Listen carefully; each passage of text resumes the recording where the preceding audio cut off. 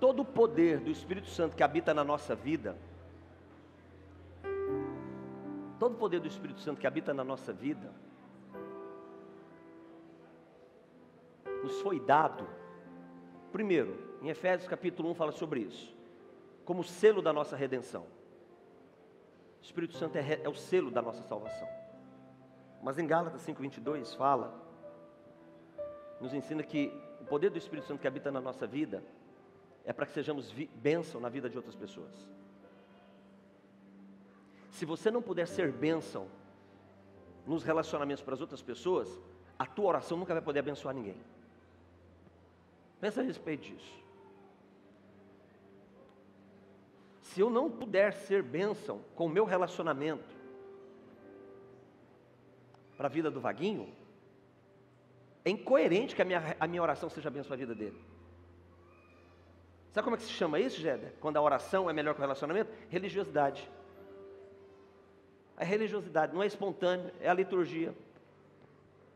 Então nós temos que investir em relacionamento. E paternidade ministerial e paternidade se fundamenta por relacionamentos e relacionamentos saudáveis. Sem o princípio do relacionamento, não se constrói o princípio da paternidade. Só que aí tem um detalhe. Quando você fala de paternidade ministerial, você não está falando de pai só. É maior, você está falando de família. Então a ideia é família. Essa que é a ideia. Família. E quando nós falamos em família, talvez, eu anotei aqui alguns pontos. Talvez, se você vai definir família, tem algumas coisas que definem família. Características que definem família. Quer ver uma característica? Quer ver algo que define muito bem família? Crise. Crise define família, sim ou não? Quantas crises familiares você já viveu? Quantas crises de relacionamento familiar você já viveu? Quantas vezes você não teve problema? Algumas pessoas têm problema com os filhos. Ficar bravo com o filho, ficar louco da vida com o filho. Querer quebrar ele, né? Ué, é uma crise, ué. Quantas vezes você viveu crises com os teus pais? Porque os teus pais não te compreendiam, porque os teus pais te cercearam a sua liberdade, foram lá tirar o que te deram, crise. Quantas vezes você viveu crise familiares que você falou assim, agora acabou, já era. Mas essas crises estavam chamando a existência o quê? Um aperfeiçoamento do relacionamento.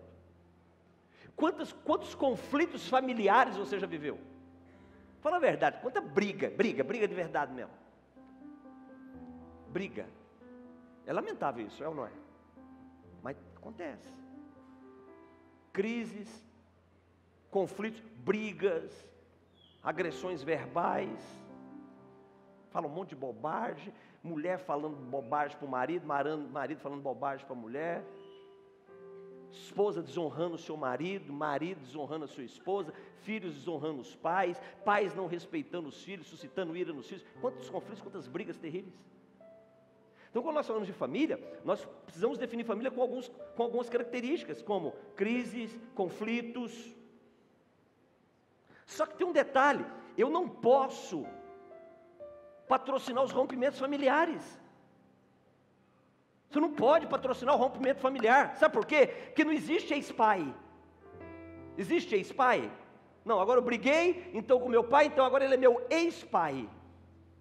Não existe. Existe ex-patrão, existe ex-empregado, existe ex-pastor, ex-ovelha, mas ex-pai não existe.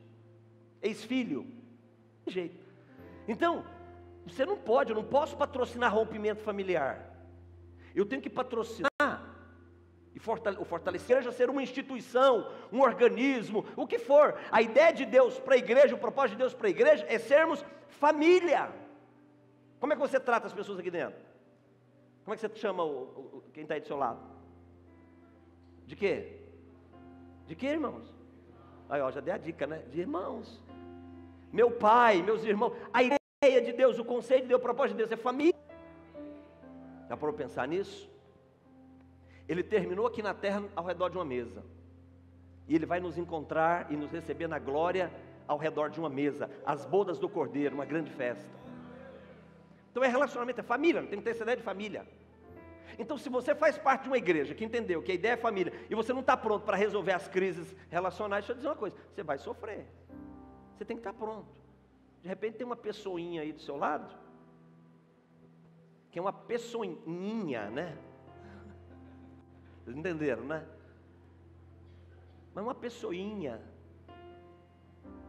que de repente por ela não entender, o caráter dela não está resolvido e tal, ela é uma pessoinhenta aí do seu lado. Mas é seu irmão. Você vai ter que resolver essa pendência com ele. E Jesus está muito afim de te usar para ser um canal de bênção na vida dessa pessoa. Mas com a ideia de família. Agora tem um detalhe, deixa eu fazer uma pergunta. Quem é que fez curso para família aqui? Não, eu fiz um curso, um treinamento para ser uma família, um membro de uma família excelente. Quem fez aqui? Ninguém fez. Pois é, não existe. Você aprende na raça mesmo. É aquela história, você pega o camarada que não sabe nadar, joga ele no meio da lagoa. Aí ele bate as pernas, bate os braços e vai indo até que chega no barranco, barranco não, voltei para Goiás agora. Chega na margem, não é? Me salvei, é assim. Você aprende na raça. É no esforço. E sabe quando você não sucumbe? Sabe quando você não desiste? Quando o valor da família para mim, para você vale a pena. Aí você não desiste. Quando o valor de uma vida familiar como irmãos, filhos de Deus, valer a pena, você nunca vai desistir dos seus irmãos. E você não vai permitir que vícios comportamentais, que destroem famílias biológicas, destruam a família de Deus. Que tipo de vício? Eu enumerei aqui.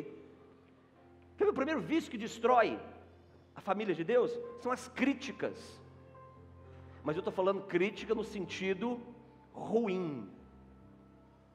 É aquela crítica que não agrega valor, é aquela crítica que não propõe alternativa, é aquela crítica que não me compromete com quem eu estou criticando. Essa é a crítica que não vale nada. Crítica saudável, ela agrega valor, ela aponta direção e ela me compromete com quem eu estou criticando. Essa é uma crítica saudável. Então, Israel, você não está tocando guitarra muito bem. Do jeito que você está tocando aí, as pessoas não estão. Está ruim. Então você podia fazer, aí, ó, entendeu? Então, ó, você podia fazer isso, pegar uma aula, tocar, diminuir o som da guitarra. Não é que está acontecendo isso, mas é diminuir o som da guitarra. E eu estou aqui pronto para te ajudar nas aulas aí, para te melhorar a sua qualidade. Essa é uma crítica saudável. Agora, quando algo é dito e não tem nada disso, eu dizer isso é destrutivo, isso é nocivo, isso não ajuda nada, não resolve nada. E essas críticas, elas destroem, são patrocínios nossos que destroem a família de Deus, igreja. Segundo vício que destrói a família de Deus, a igreja, são as difamações. Lá no Mato Grosso, lá em Dourados não tem, né? Né, pastor Ricardo? Lá no Recife também não tem essas coisas não, mas aqui em São Paulo tem muito disso aí. A família de Deus difamando um ao outro. Sabe o que é difamação? É tudo o que você fala que possa trazer prejuízo para a integridade física, presta atenção, física, emocional, espiritual, familiar, relacional e social das pessoas. Isso é difamação. Mas pastor, é verdade. Opa, é verdade? Vá tratar com a pessoa e seja um agente de mudança para a vida da pessoa, antes de fazer qualquer coisa. Porque tudo que você fizer fora desse canal direto com a pessoa, você está sendo um difamador. Um difamador. Então, vícios que destroem a igreja, em primeiro lugar, são essas críticas que não traz resposta, não agrega valor e não te compromete. Segundo, são as difamações. Terceiro vício que compromete a saúde da família de Deus, da igreja, são as contendas, são as futricas, sabe, são as contendas, aqueles temperos que a difamação deixa, que as críticas deixam, são as contendas, sabe? E a contenda tem tantas derivações. Obrigado, Joe.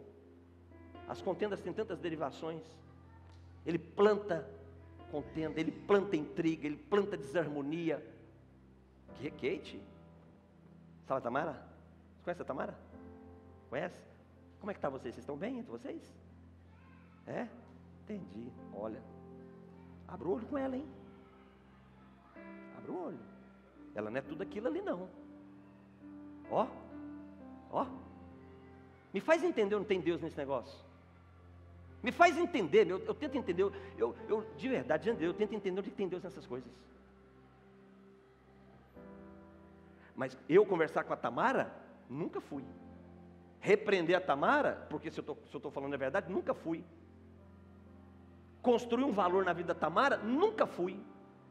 Saber o que acontece com a vida da Tamara, eu nunca fui. Mas se difamar e construir um ambiente de contenda, de intriga, de conflito entre vocês, aí eu sou fera, não sou? Isso aqui é o terceiro vício que nós patrocinamos e que prejudica a família de Deus. Você não tem direito de fazer isso, não. Você não tem esse direito, sabe por quê? Porque a família é de Deus. Divisões. Aquela igreja, deixa eu dizer, não existe aquela igreja. Cuidado quando você se referir à igreja, a qualquer igreja, aquela igreja, cuidado, porque você não sabe com quem você está mexendo, você não sabe do que você está falando. Irmãos, nós somos as meninas dos olhos de Deus, a menina dos olhos de Deus, aliás, a menina dos olhos de Deus, a área sensível, uma área que Ele protege. Cuidado! Cuidado com essa provocação de separação, nunca faça isso. Não patrocina divisões, não patrocina rebeldia. Críticas, difamações, contendas, divisões, rebeldia. Quando isso acontece na família de Deus, em uma igreja, está sendo construído um caráter que se refere a uma identidade que não é a de Deus, mas é a de Satanás. E nós não temos o direito de permitir que isso aconteça. Amém? Pastor, como eu resolvo isso? Pensa num negócio simples. Simplicidade não é sinônimo de facilidade. Simples. Faça o contrário de tudo isso. Como? Sirva as pessoas. Sirva as pessoas. Pediu a capa? Dá a túnica também. Pediu para caminhar uma milha com você? Caminha 2. Bateu no rosto?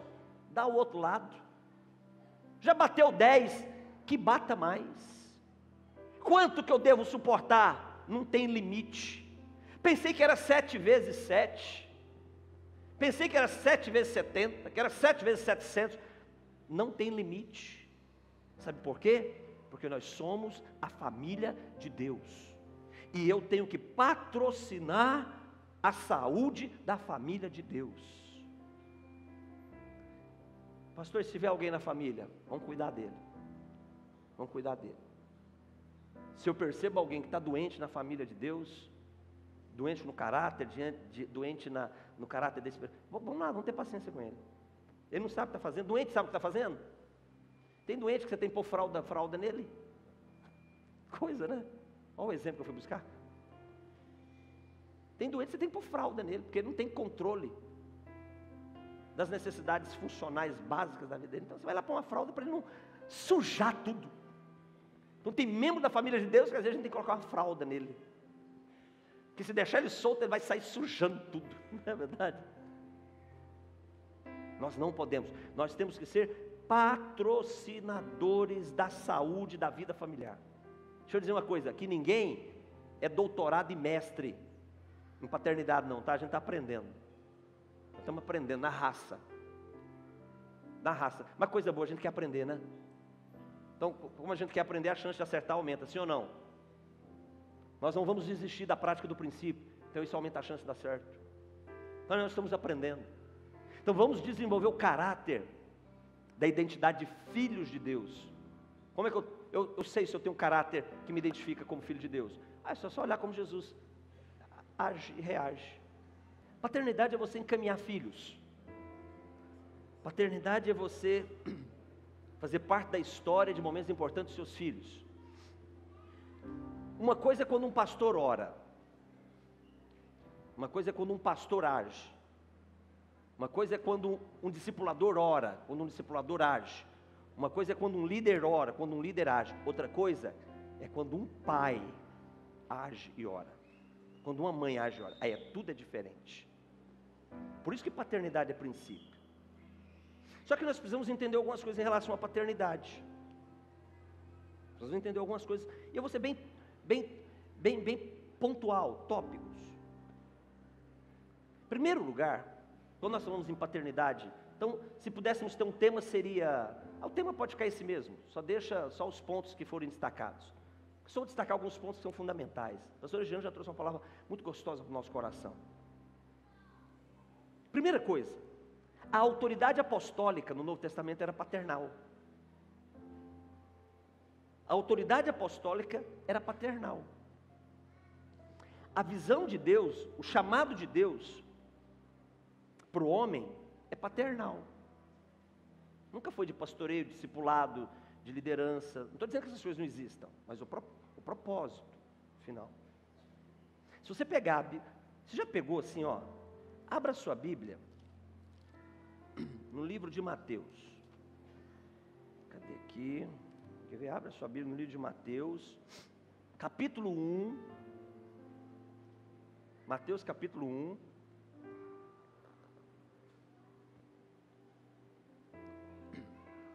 Versículo 1.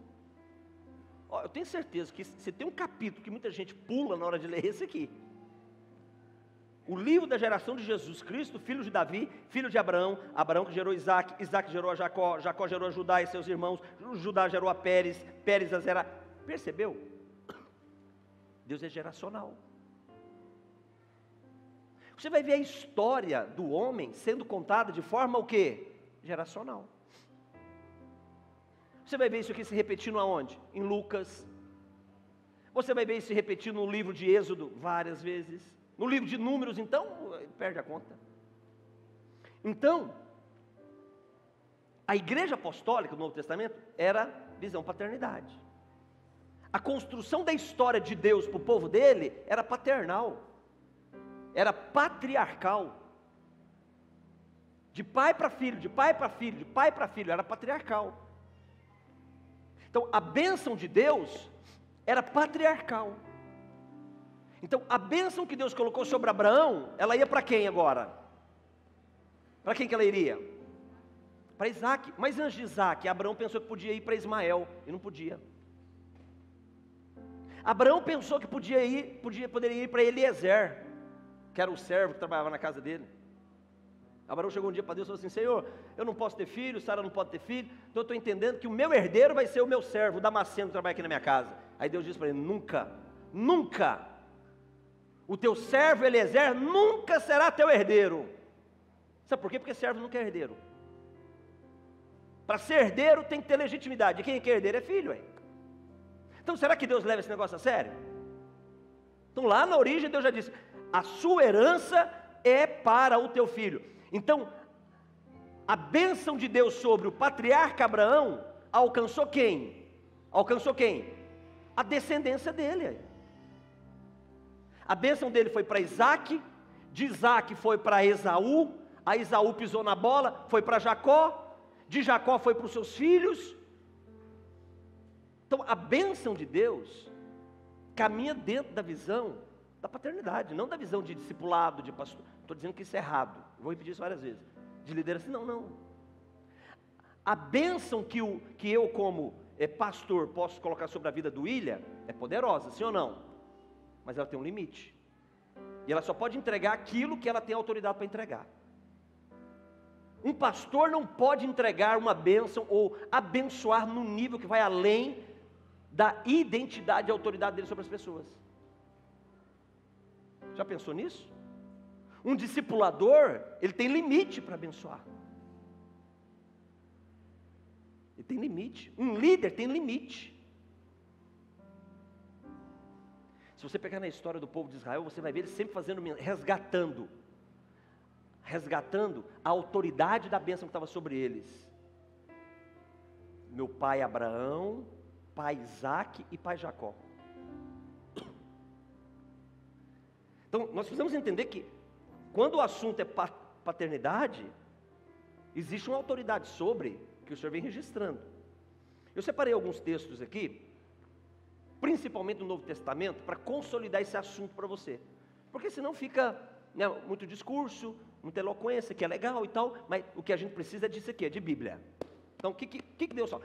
Qual era a visão apostólica de paternidade? 1 Coríntios 4,15. Vamos ver como Paulo entendia a paternidade, como é que Paulo entendia a questão de discipulado, como Paulo entendia a questão de liderança, de pastoreio, como é que Paulo entendia a questão disso tudo e da relação dele com pessoas que ele gerou. Como é que Paulo entendia? Qual era a mente de Paulo para isso? Está aqui em 1 Coríntios 4,15. Olha o que Paulo diz. Paulo, ele entende assim, ó, ainda que vocês tenham milhares de preceptores. O que são preceptores? Líderes, guias, pessoas de influência sobre você, pessoas que te dão encaminhamento, pessoas que te dão direção, pessoas que estão ali agregando valor. Então Paulo diz, ainda que vocês tivessem milhares de pessoas que chegaram antes de mim na vida de vocês e agregaram valores na vida de vocês, ele diz, em Cristo, vocês não têm muitos pais. Isso aqui é muito sério, esse texto. Você pode ter muitas pessoas que chegaram em determinado momento da história da sua vida, agregaram valor, deixaram influências, construíram razões para você admirar essa pessoa. Não confunda admiração com o princípio da paternidade. Não tem jeito, o Bruno é teu filho. Aconteça o que acontecer. Não tem jeito. Ele gostando, você não gostando, te admirando, não te admirando, é teu filho. Isso é paternidade. Paternidade não está ligada à admiração, não.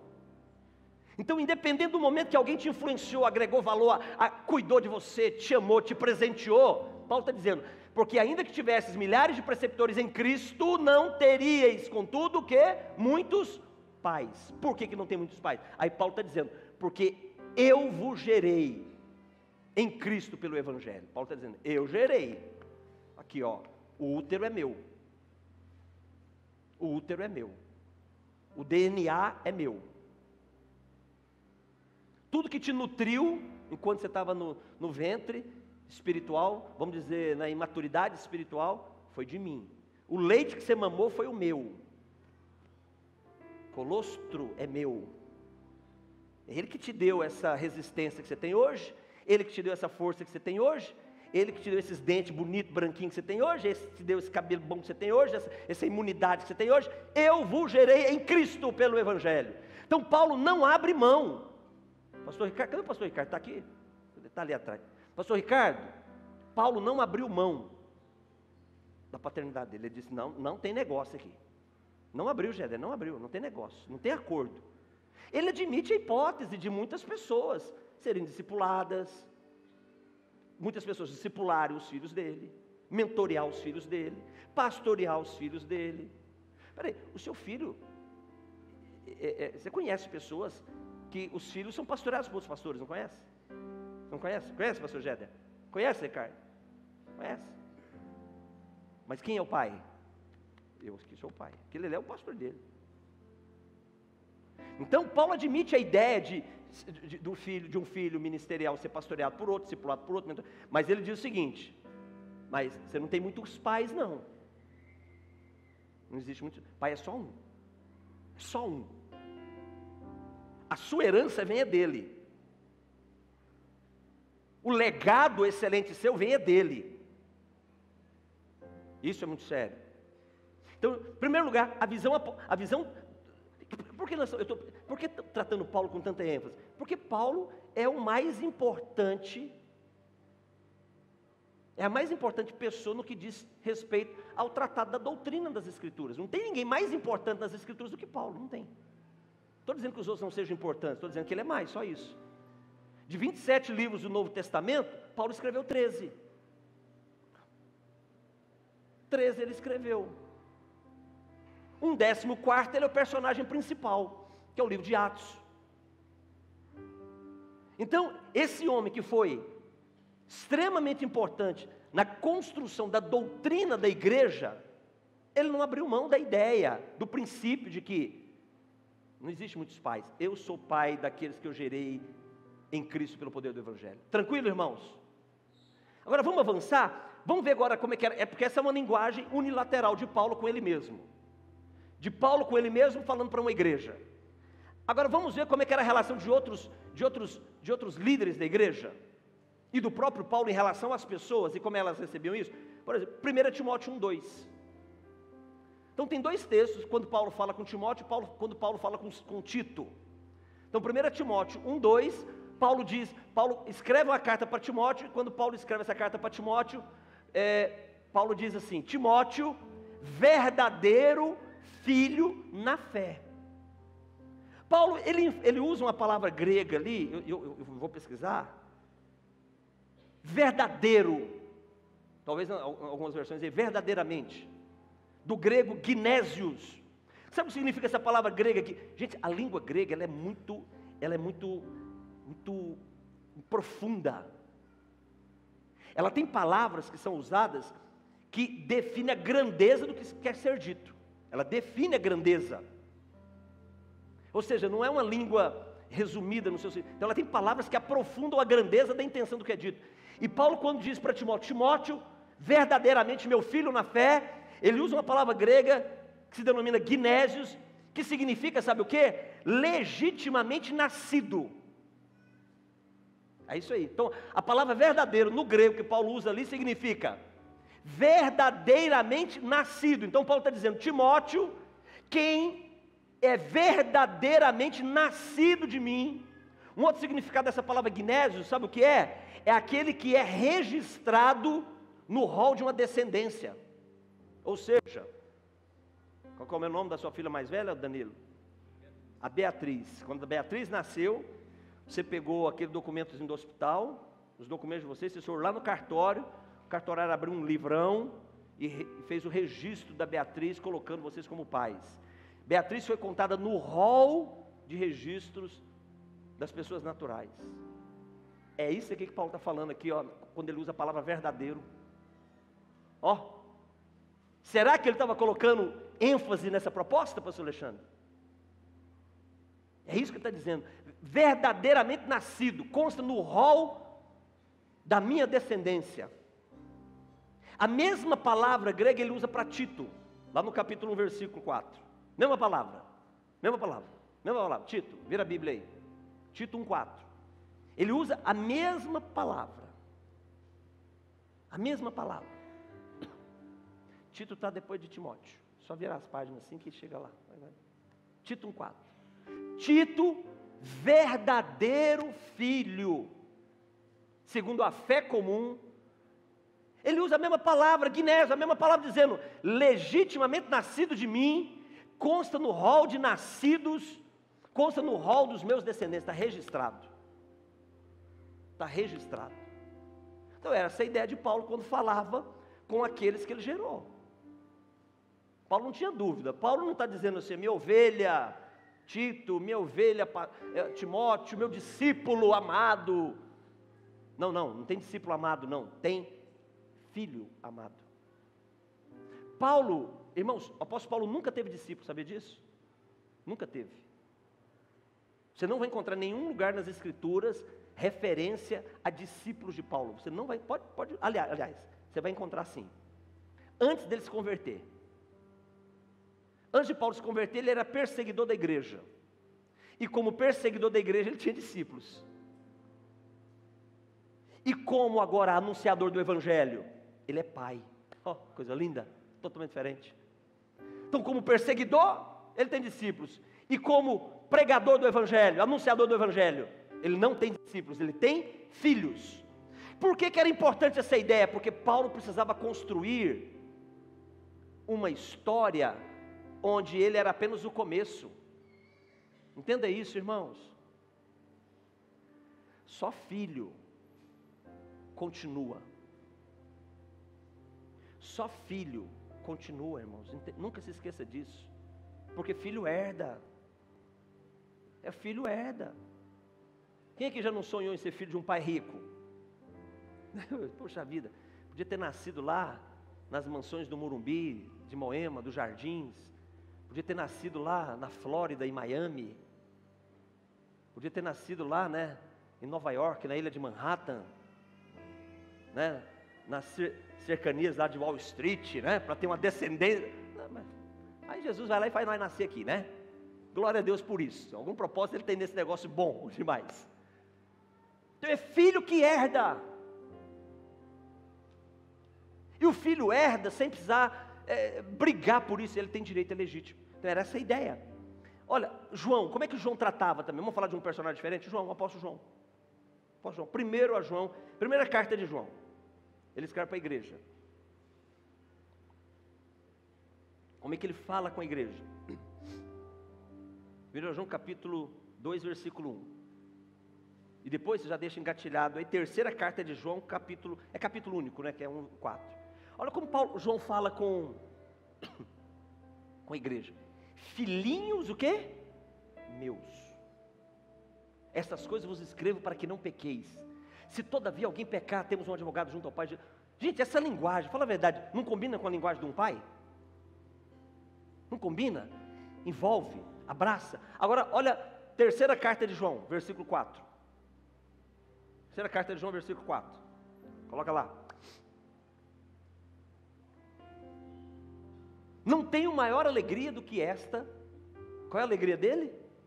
De ouvir que os meus filhos andam na verdade. Nas duas referências bíblicas que nós colocamos aqui, o apóstolo João, ele usa uma palavra grega para definir filho. São várias palavras gregas que definem filho. Tem várias. Se você for estudar, aprofundar, você vai encontrar várias palavras gregas para falar de filho. Mas João usou aqui, tanto no capítulo 2 da primeira carta, como no versículo 4 da terceira carta, ele usou uma palavra grega para definir filhos, que é a palavra teknon, ou teknion. Que significa o que essa palavra? O que ela traduz? Uma das traduções dessa palavra é o seguinte: era a forma como o mestre, ele se dirigia a alguém que ele estava ensinando, mas que ele tinha tanto afeto, tanta responsabilidade, tanto comprometimento com aquela pessoa, que usar a palavra aprendiz e discípulo não era bastante para dar o significado na grandeza do que ele estava fazendo. Então ele usava teknon, que também significa, essa palavra teknon, significa um relacionamento íntimo, sem reserva, transparente, sem limite, da mesma forma de um pai biológico com seu filho biológico. É o que essa palavra teknon significa. Então, João, ele entende que ele não é o pai biológico daquela turma. Ele entende que ele não gerou biologicamente aquela turma, mas ele entende que apesar de estar ensinando aquela igreja, ele tinha com eles entranhado um sentimento, uma verdade, uma convicção de que o que havia entre eles é aquilo que há entre um pai biológico e um filho biológico. Por isso que ele usa essa palavra teknon. As palavras não são usadas por acaso, ele podia usar qualquer outra palavra para significar filho, mas ele usou teknon para mostrar profundidade nos dois textos. Por isso que é muito importante quando se fala de paternidade, só um parênteses aqui dentro desses tópicos que eu estou colocando, e eu preciso correr porque nós temos muita coisa linda para acontecer hoje. Nós entendemos que paternidade ministerial, a saúde da paternidade ministerial depende da saúde da minha paternidade biológica, tá? Se a sua paternidade biológica não estiver resolvida, você vai ter problema para entender paternidade ministerial. Se a sua paternidade biológica não estiver bem resolvida, você vai ter dificuldade para entender a sua paternidade espiritual. O pastor Ademar falou um pouco sobre isso ontem. Como é que eu vou chamar Deus de pai se o meu pai só me arrebentou? Como é que eu vou chamar Deus de pai se o meu pai biológico me abusou de mim? Como é que eu vou chamar Deus de pai se meu pai biológico me abandonou? Então, concorda? Então a paternidade biológica já está resolvida. Senão você não compreende paternidade espiritual nem paternidade ministerial. Vamos ver aqui um outro texto. Apocalipse 21:7. Então vimos Paulo falando de paternidade, João falando de paternidade. Agora, o Senhor falando de paternidade. Apocalipse 21:7. É o Senhor. Olha o que o Senhor fala nesse sentido. O Senhor está dizendo aqui, o Senhor Deus está dizendo que o vencedor herdará todas essas coisas. Aí o Senhor diz: eu serei o seu Deus, porque agora ele coloca a grandeza da identidade dele, mas ele diz: e o vencedor me será o quê? Filho. Agora você quer ver o que é lindo aqui, pastor Alexandre? Maravilhoso esse negócio, pastor Josenias, que nos deixa em êxtase. Que o apóstolo João, sabe o apóstolo João que escreveu a primeira carta que nós lemos, a terceira carta que nós lemos? Ele falou de filho usando a palavra grega teknon. Só que aqui ele não usou a mesma palavra grega, ele usou outra palavra grega para definir filho, porque foi João que escreveu esse texto. O Espírito Santo inspirou ele e ele escreveu esse texto. A palavra grega que ele usa agora aqui é huios, que dentre as suas derivações de significado, sabe o que significa? Descendente. Você não entendeu não, gente, não é possível um negócio desse. O Senhor está dizendo, eu serei o seu Deus e você será meu descendente. Irmãos, Ele está dizendo o seguinte, que eu e você somos descendentes dEle. A mesma forma que Jesus é tratado quando é chamado de filho, huios, filho de Deus, deu uma identidade para nós. É assim que Deus nos olha. Deus não nos olha no final da história, porque aqui é o final da história, como ovelha, como discípulo, como liderado, como servo. Ele está nos olhando como quem? Descendente dele. A ideia de paternidade está lá no Antigo Testamento também. Deixa eu te dizer uma coisa. Paternidade, só para alinhar aqui, paternidade espiritual é uma verdade que você não aprende aqui não, tá? Esquece, você tenta aprender aqui, paternidade você aprende aqui, ó. É no seu espírito que você aprende. É aqui, é no espírito. É o Espírito Santo que testifica sobre paternidade, em todos os níveis. Ele aqui, você entende aqui. Sem uma ação do Espírito Santo, você não vai entender o que é paternidade. E não vai se sentir confortável para ela. Fica tranquilo, você não precisa ficar em crise. Se você não... eu não quero. Glória a Deus. Ou não, né? Mas é aqui. No Antigo Testamento, tem um profeta que entendeu essa ideia de paternidade. Ele entendeu. Ele entendeu. Mas sabe por que esse profeta entendeu? Porque a vida dele com o Espírito Santo era algo muito entranhado. Não tem como você estar ligado ao Espírito de Deus e os valores do Espírito de Deus não comprometer os teus valores de uma forma positiva. Impossível. Todas as vezes que você está conectado, envolvido com o Espírito Santo, as verdades dele vão fluir para dentro de você. Você não precisa nem querer aprender, você vai aprender. Você não precisa nem ficar buscando, não, ela vai entrar em você, sabe por quê? Você está entranhado com ele, quantos entendem isso? Assim funciona, você está muito entranhado com ele, você não tem que fazer força, é aquele fluxo de verdades de Deus dentro da sua vida, te transformando, é assim que funciona. Em segundo Reis, segundo livro que conta a história dos reis de Israel, no capítulo 2, conta a história desse profeta, foi o profeta Eliseu. Irmãos, o profeta Eliseu, ele entendeu verdades que ele precisava ter, e ele conheceu Elias, e quando ele conhece Elias, ele diz para Elias, eu quero o dobro do que você tem. Agora, deixa eu te fazer uma pergunta, você já pesquisou, você já aprofundou, você já gastou tempo para saber o que realmente Eliseu queria? Tem muita gente dizendo, pastor Josanias, que Eliseu queria a capa de Elias. Aonde está escrito isso? Quem foi o professor dessa matéria? De que Eliseu queria a capa de Elias. Eliseu nunca desejou a capa de Elias. Ele nunca pediu a capa de Elias. Ele só queria ter 2 vezes mais do que Elias tinha. Aí eu fico me perguntando, o que Eliseu estava vendo em Elias que ele queria 2 vezes mais? Não era capa, irmãos. Não era capa. O que Eliseu estava vendo no Elias que ele falou assim, não, eu quero o que ele tem. Elias tinha coisas muito especiais, tá? Elias não era um homem comum, não. Porque se ele fosse comum, ele não teria sido arrancado dessa terra num redemoinho e levado para o céu. Se ele fosse um homem comum, com valores comuns, não. Jesus queria ele depressa perto dele. O pai queria Elias perto dele depressa demais. Quando Elias, ele ouve esse desejo de Eliseu, ele diz, tudo bem, se você não me perder de vista, você recebe. Se você não me perder de vista, você não pode me perder de vista. E aí eu fico, aqui eu tenho temor nesse texto, porque se eu quero algo excelente, eu tenho que preservar as minhas alianças. Elias diz, para você ter o que você quer, você não pode me perder de vista, ou seja, você não pode se desligar de mim, nunca. Porque o dia que você se desligar de mim, você não vai me ver mais, aí você perde tudo. Elias não obrigou Eliseu a uma aliança, ele só disse, você quer ter o que você está querendo, pedindo aí, desejando? Você não pode me perder de vista.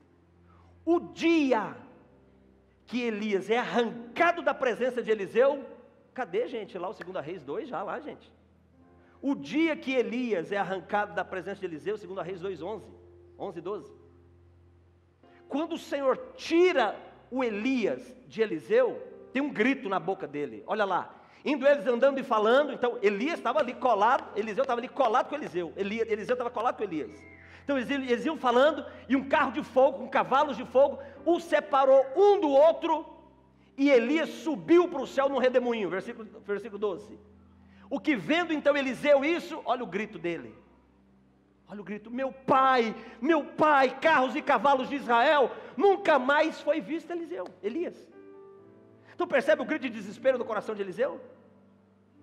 Eliseu podia ter dito, meu pastor, meu líder, meu discipulador, meu mentor, meu profeta, meu qualquer coisa, mas o grito dele ali era, meu pai. Por que Eliseu, você não vai ver essas ocorrências de paternidade, entendimento de paternidade, no Antigo Testamento de graça não, você não vai achar isso lá. Mas por que Eliseu conseguiu ter essa percepção de pai? Porque o Espírito Santo agia sobre a vida dele, irmão, estava ali. Só o Espírito Santo vai nos fazer entender paternidade, certo? No Antigo Testamento também nós vemos algumas revelações sobre paternidade. Por exemplo, o profeta Isaías compreendeu isso. Ele compreendeu, mas não tinha como ser diferente. Lembra do que eu falei? Quando o Espírito Santo está conectado conosco, fluindo, verdades espirituais elas se manifestam de uma forma tranquila. O profeta Isaías foi o profeta mais messiânico do Antigo Testamento, foi o profeta que mais falou de Jesus no Antigo Testamento. O profeta Isaías foi o profeta que mais falou do Messias, que mais falou daquele que viria para resgatar a humanidade, do Filho, foi o que mais falou. Então, Isaías tinha essa ideia de Jesus como Messias, o Filho de Deus, muito clara dentro dele. Pastor, o que isso tem a ver com Isaías ter entendimento de paternidade no Antigo Testamento? Simples. Não existe paternidade espiritual sem a pessoa de Jesus. Não existe. Não existe, tá? Somente há um caminho para se tornar filho de Deus. Só um caminho. Só tem um caminho. Não tem outro. Não tem outro. Evangelho de João, capítulo 1, versículo 12. Evangelho de João, capítulo 1. Agora é o Evangelho, não são as cartas, não.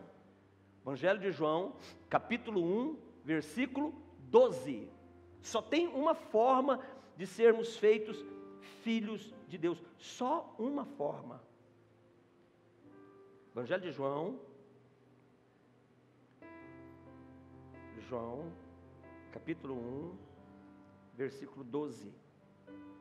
Mas a todos quantos o receberam, deu-lhes o direito de serem feitos filhos de Deus, só a partir da pessoa de Jesus.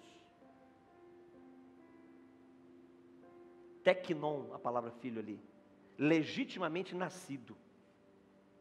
Só é legitimamente nascido de Deus quem recebe a Cristo como seu Senhor. Então não há outra forma de ser filho senão a partir da pessoa de Jesus, não tem outra. Isaías falou muito de Jesus, ele teve clareza da paternidade. Isso não foi escondido, não era obscuro para ele. Por isso que Isaías 63:16, ele fala de paternidade, ele trata de Deus. Isaías é o único personagem do Antigo Testamento que se refere a Deus como Pai. No livro de Êxodo, são mais de 100 referências a Israel como povo de Deus, povo de Deus, povo de Deus, povo de Deus, povo de Deus, povo de Deus, nunca como filho, nunca. Mas Isaías entendeu. Cadê, meu Deus do céu?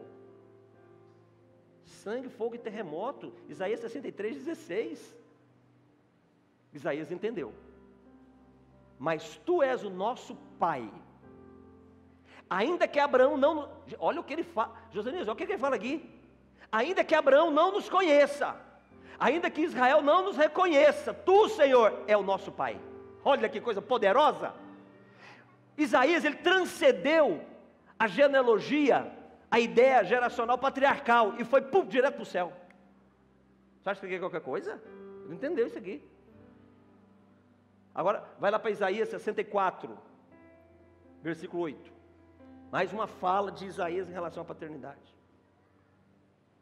Mas agora, ó Senhor, Tu és o nosso Pai.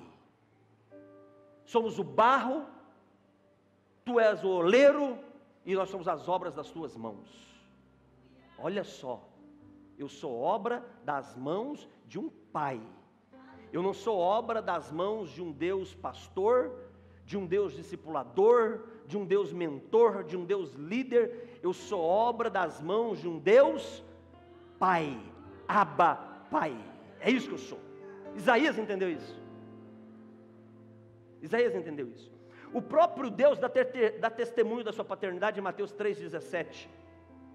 Quando ele olha para Jesus diz: esse é o meu filho, Ruios, descendente.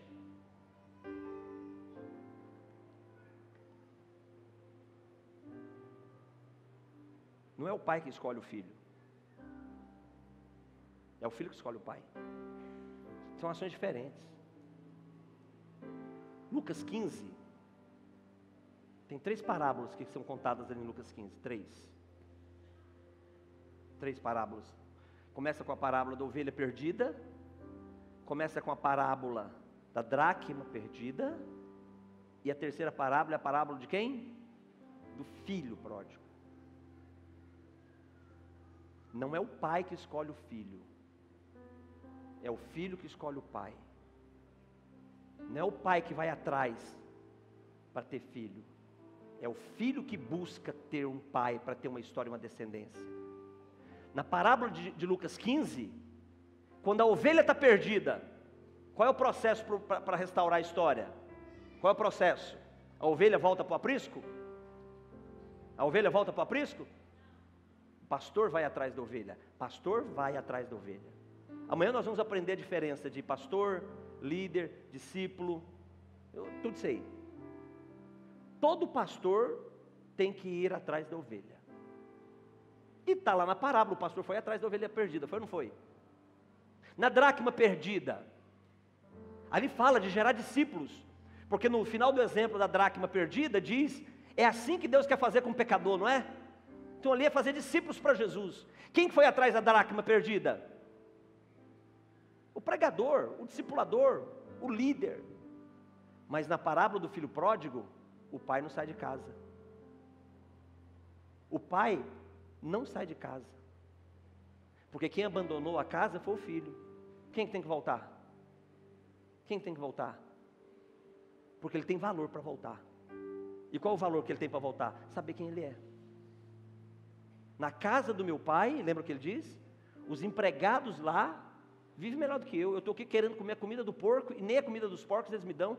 Vou voltar para a casa do meu pai. Se meu pai me receber como um empregado dele, um servo dele, eu vou ter uma vida melhor. Ele volta para cá. Quando ele volta para a casa do pai, o que o pai faz? O pai coloca ele na linhagem da herança de novo, que ele já havia recebido antes, gastado tudo, e o pai agora dá o direito para ele receber uma nova herança depois. Então tem diferença de paternidade. Pastor, eu sou obrigado a ser filho? Não, você não é obrigado a nada. Quem disse que você é obrigado a alguma coisa? Nós não somos obrigados a nada. Mas temos que ser responsáveis pelas nossas escolhas. Discípulo recebe o que discípulo recebe, ovelha recebe o que ovelha recebe, servo recebe o que servo recebe, e filho recebe o que filho recebe. Amanhã nós vamos aprofundar nesse assunto. Pastor, por que não vai concluir hoje? Porque nós precisamos deixar alguns testemunhos dessa vontade de Deus de gerar e encaminhar filhos.